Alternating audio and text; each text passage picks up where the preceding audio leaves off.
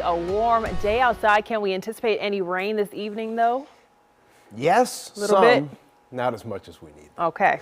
We'll take it. But we're going to continue to track it. As a matter of fact, there are some significant showers out there. It's just that the heaviest rain is falling in the Gulf of Mexico. Of course, we're tracking it on our WDSU first warning radar.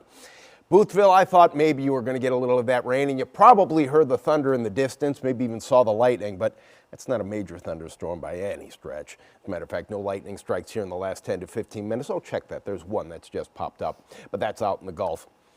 As far as our short-term forecast goes, it's going to be mainly dry by dinner time. We're going to have a few showers developing. Right now, 86 degrees our temperature, dew point at 73, and the winds right now from the northeast at 10 miles per hour. Not a bad feeling afternoon now, but a little bit on the humid side. All right, we're hoping to get some better chances for rain this week, and well, we're going to increase the chance for rain a little bit tomorrow, but we have this very weak area of low pressure, a trough really, just to the south of us.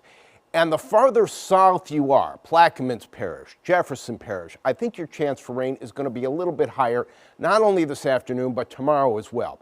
Let's go to the tropics because there's a lot that we're tracking. Not in the Gulf of Mexico, things are remarkably clear right there. In the Caribbean, there is a little bit of cloudiness, but the only thing that the Hurricane Center is watching is, well, they have a tropical storm and then what may become a tropical depression. Of course, we're talking about Philippe right here, which is looking a little bit ragged. A lot of upper-level wind shear with Philippe.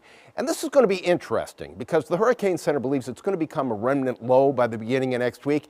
But at that point, an area of low pressure, disorganized as it is going to be moving into the Caribbean, where even though upper-level winds may not be favorable for development, there's a lot of warm water, so it may be something we watch next week.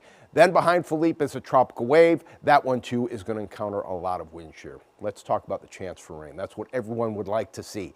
As I told you, we have that trough of low pressure to the south, so this afternoon and this evening, we will see a few showers popping up. There you see them.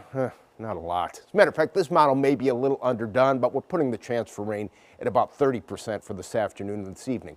Now, tomorrow morning, there's a chance we may have a little bit of a land breeze, so close to the coast, we may have some showers developing.